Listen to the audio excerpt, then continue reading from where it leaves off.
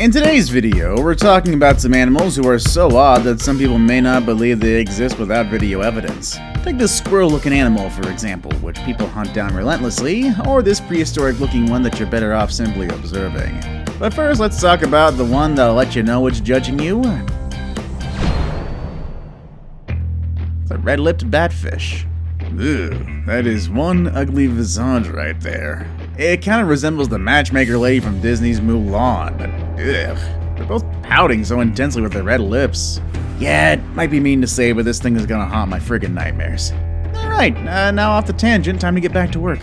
The red-lipped batfish, for lack of better words, is an unusual fish. Nobody knows why it looks like it just put on the brightest red lipstick known to mankind, but some can only speculate that it's to help attract mates or distinguish one another at the bottom of the ocean. Yeah, their habitat, though, is the bottom of the friggin' ocean. They're bottom dwellers, usually found at depths up to 75 meters in the surrounding waters of the Galapagos Islands. They eat, live, and do everything at the bottom of the sea floor. While they're capable enough to swim underwater to do what they must, their fins are better suited to work as pseudo-legs. That said, their movement is less walk than it is a frog waddle, and just like frogs, when more speed is required, they can leap off with the fins beneath their bodies and use their muscular tails to propel themselves through the water. So yeah, this fish is pretty mysterious in its ways as it is eccentric, and boy are we glad to have shown you this silly one. The Gouldian Finch. Once again, one ugly customer here, looking more like a monster from a space flick or a sci-fi horror game, but no, they're entirely harmless, they're just Gouldian Finch chicks. Gouldian finches are a family of small birds native to Australia. They have brightly colored markings, though female finches have slightly less vibrant. To know which one's which, you can refer to their chest color. Males have purple feathers, whereas females have a lighter mauve. But the adult finches aren't what we're here for, right? Yeah, no, we're here for the burning question, what's up with the weird mouths? Well, it's actually thanks to a little something called brood parasites. They're manipulative things that lay their eggs in other birds' nests to leave the parenting to the unwitting host parents. It doesn't sound too bad, but the reality is that when this happens, it negatively affects the other nestlings. That's why the finches decided that if they can't stop brood parasites, they're just gonna evolve. Yeah, the freaky mouths are the defensive outcomes of the years of manipulation that birds had to go through from their kind. The markings would actually help finch parents reject the drop-ins and determine which ones are their own. Another use for it, though, according to experts, is that parent birds will be able to tell which one of their young is sick. Unhealthy chicks will have a duller and less obvious mouth pattern than healthy ones. Huh, for how creepy their evolution is, it's actually pretty helpful. Axolotl. These guys look like cute pets to have, but did you know that according to legend, the axolotl is actually the Aztec god of fire and lightning, Xolotl, who disguised himself as a salamander to avoid being sacrificed? Also, he kinda looks like Mudkip from Pokemon. Well, even without that knowledge, a lot of people are already taken by this creature.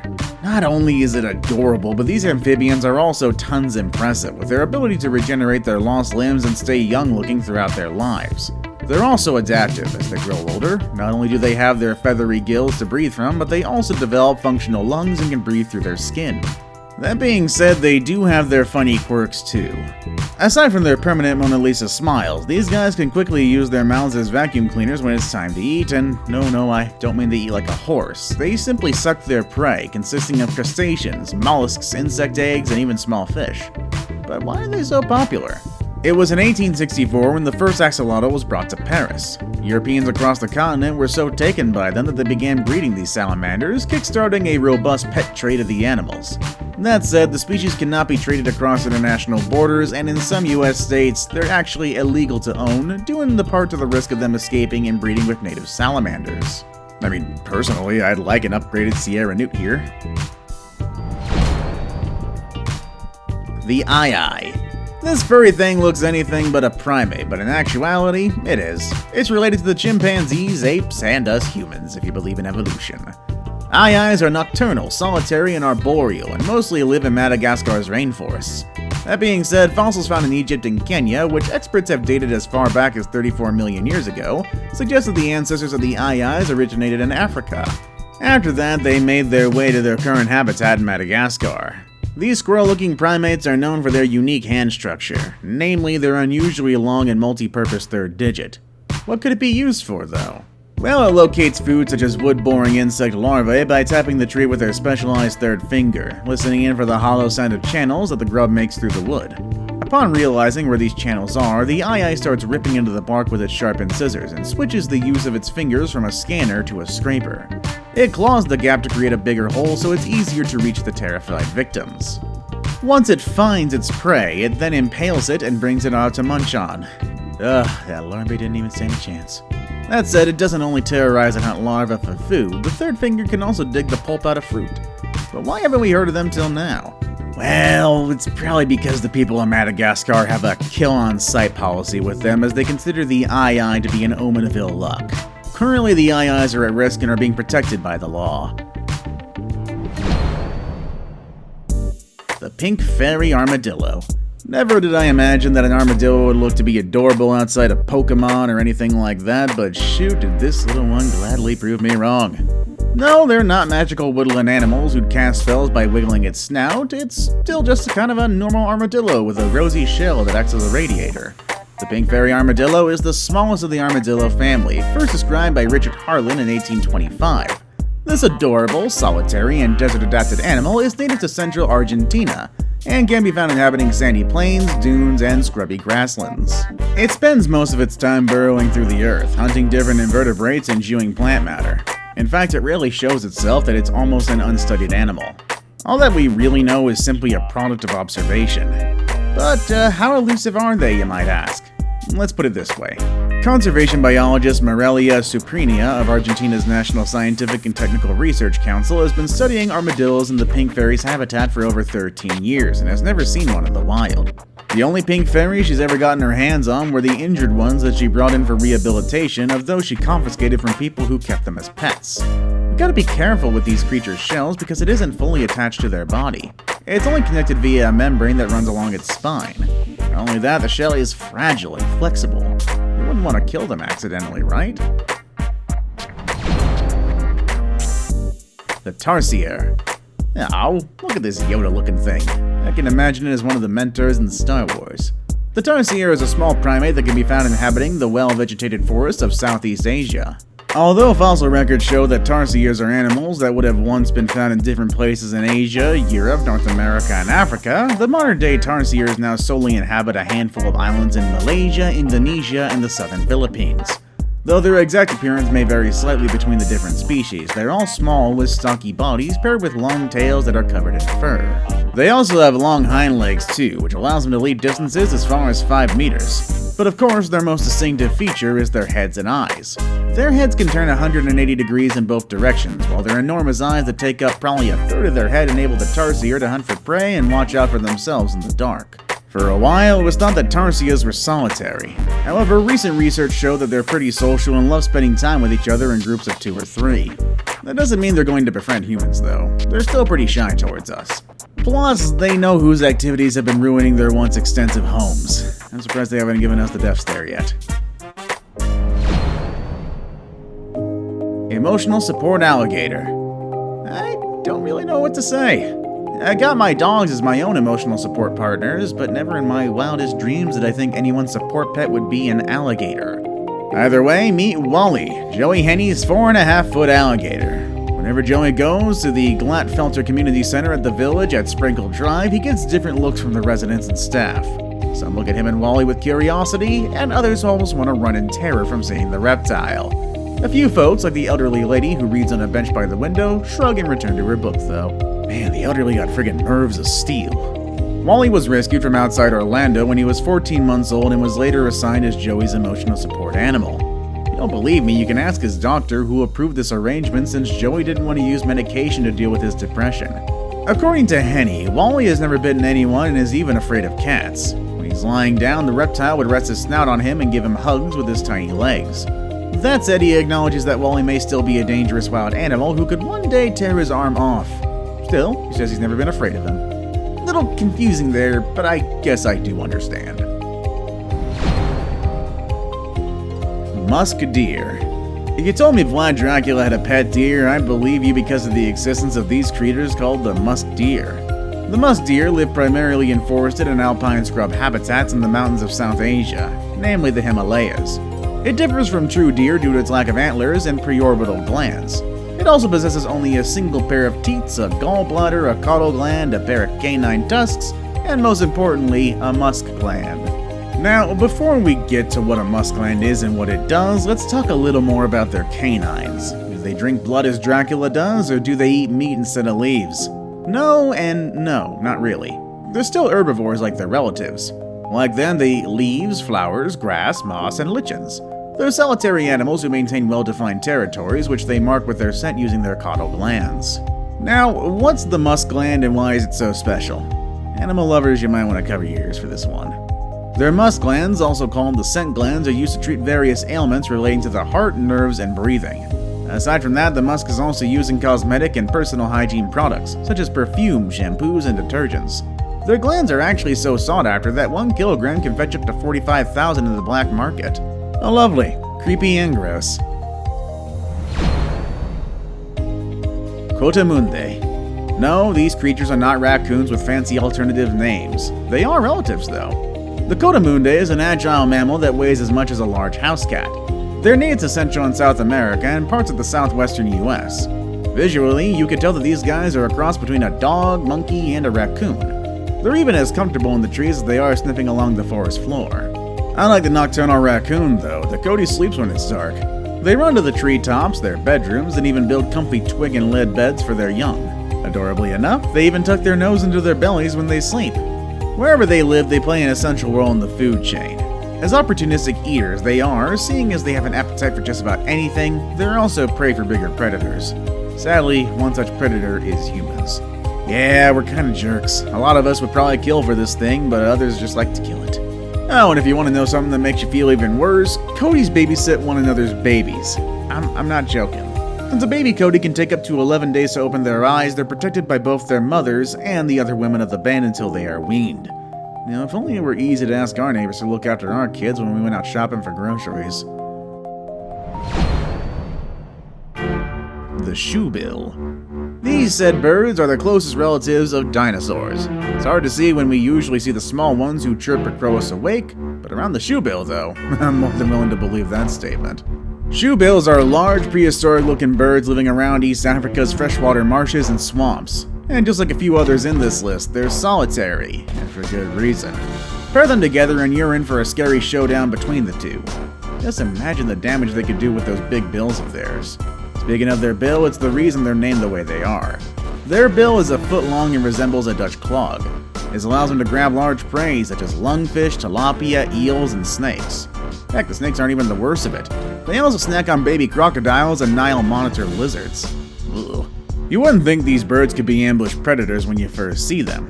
They're about 5 feet tall with an 8-foot wingspan, but you'd be pretty surprised. They can stay motionless for hours, so when an animal such as a lungfish comes up for air, it may not notice the shoebill looming until it's too late and they're about halfway to its stomach.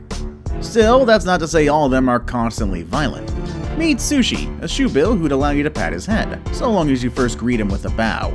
Don't worry though, he bows back.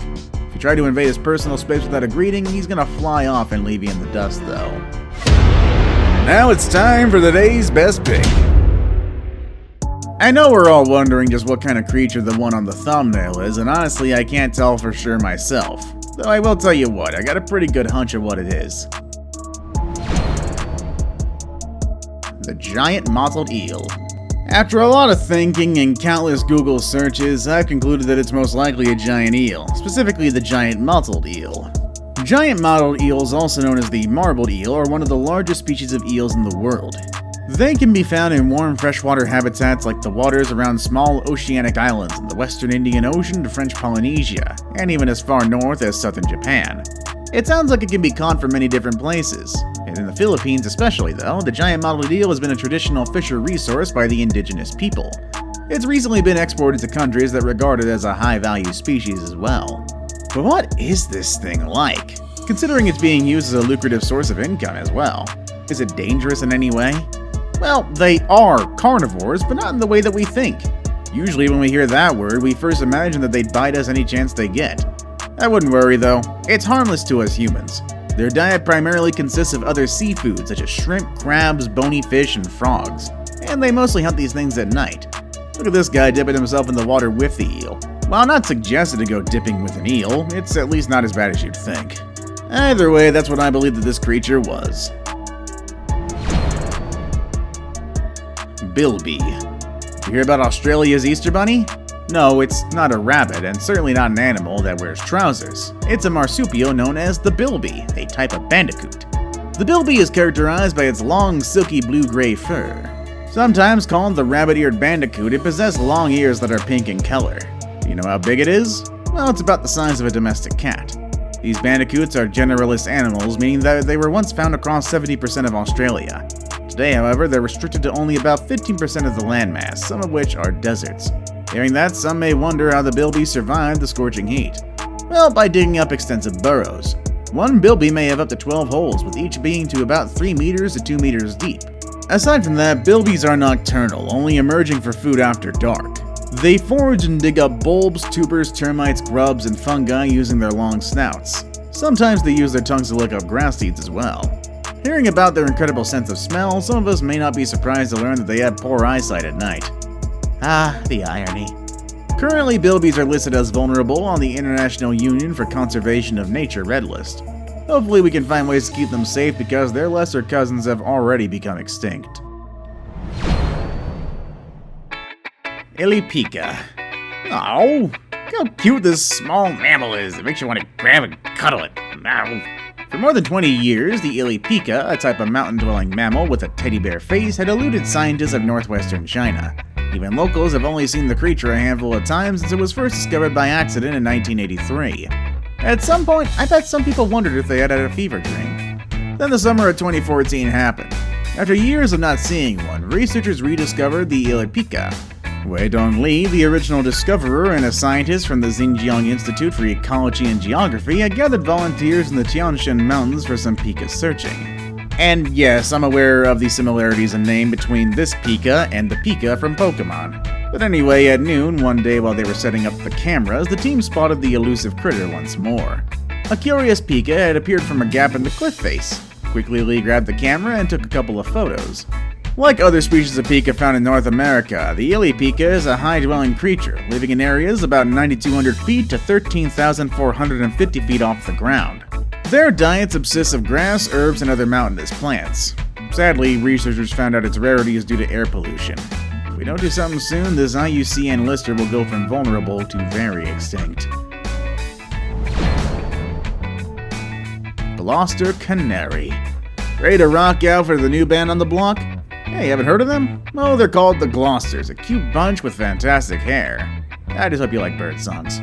Resembling some old bands like the Beatles, they were named after the Canary Islands, where they were first discovered and popularized as pets due to their excellent singing abilities. Originating from Gloucestershire, England, the Gloster Canary is a type of domesticated canary that was initially bred from other breeds in the early 1920s. So no folks, you're not going to find a single one of these out in the wilds. These canaries are a friendly and lively bunch, but even then they aren't meant to be handled. Though they are an active species, they're delicate and are best left to watch and listen to. They would appreciate a few small bird toys here and there, like bells and bird pacifiers, but hey, at least they sound low maintenance to keep.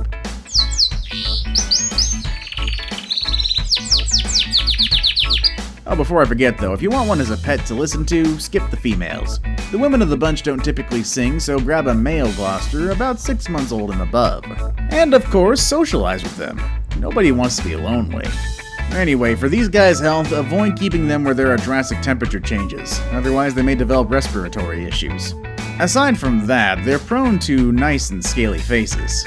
Also feed them high-quality pellets so that they receive a balanced diet. If you treat them right, you'll have a singing buddy with fabulous hair for years to come. Before we move on, I've got a little challenge for you that'll take 5 seconds to complete. So here's the deal. You just leave a like on this video, smash that subscribe button and hit the notification bell, and you will get 25 years of amazing luck. Try it, it really works.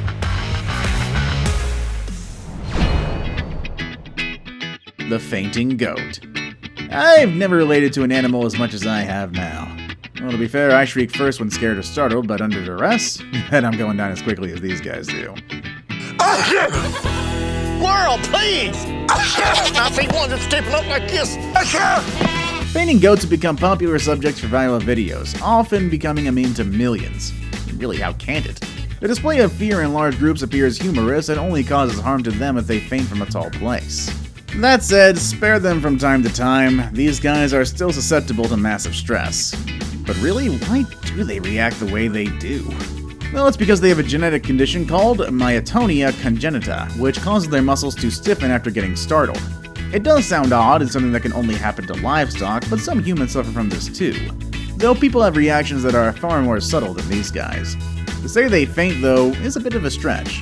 They fall, sure, but these goats never once lose consciousness.